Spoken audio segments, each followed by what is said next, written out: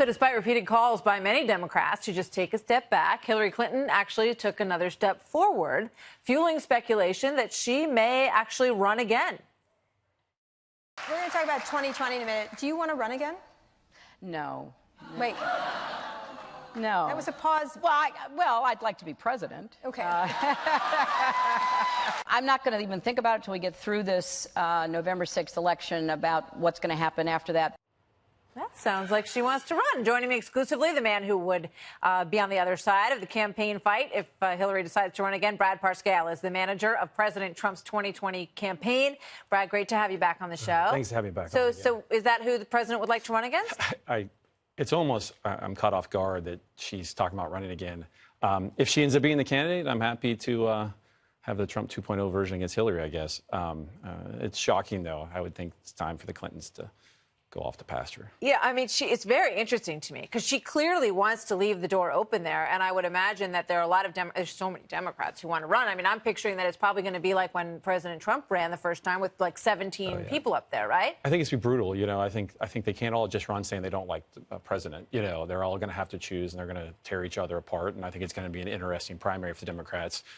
We'll see who comes out the other end. You know, we're going to be open to multiple people. You know, I mean, we're going to watch and start to get our op-ed research and do everything we can to, you know, be ready. Yeah, I want to ask you quickly about what you thought about some people blaming the president for what happened in Pittsburgh and also for the would-be pipe bomber. Yeah, look, I just think that's just clearly wrong. I mean, look, the president, you know, and the campaign, and this is a fight, and we have been in a fight. But it's a fight with our heart and our minds, and not with our fists. And, like, clearly we don't condone violence. I don't want anyone to get hurt. But the fake news media, and let's be clear, it's the fake news media, not the media, has been an attack and have done everything they can to try to destroy this president, destroy this movement, and try to wipe off tens of millions of Americans and what they think and what they believe in for the future. And I've been a victim of that, and multiple people in the administration have been a victim of that, and we're going to continue to fight. But it's a fight with our hearts and our minds. Unfortunately, evil exists. We don't want to awaken it. And I just don't think the blame sits on those evildoers. But we have to continue to fight for tens of millions of people where I came from, in the hometown in Kansas where I came from, the people that have been forgotten. Let's take a look at how you're doing that. This is your new ad, and I want to get a thought on what you're thinking with this. Watch this. Things are starting to change. There's more opportunity and security to invest in the ones that matter.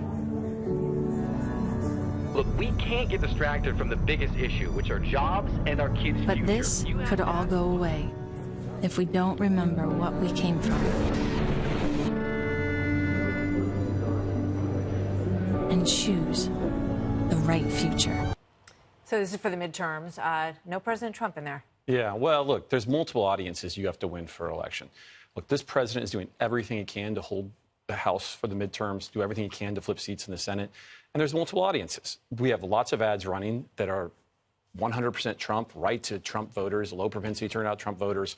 But we also have an audience of independent voters, mothers in this country who really need to make that choice, what's best for their children's future, for a strong Those economy. are the areas that you're, potentially in trouble in 2020 as well. Yes. Philadelphia, you've got Los Angeles, Minnesota, all those suburban moms who may have voted for the president last time, but maybe don't like some of the comments this time. Yeah, a lot of moms see that, and 40% or so say the economy is a big choice for them. They need to pay bills. They live paycheck to paycheck sometimes. And this president's making it easier for them. Wages are increasing. It's not just about unemployment going down. Wages are increasing. Real life is getting easier and better. And we need to remind them we could go right back to what things were when things were tough.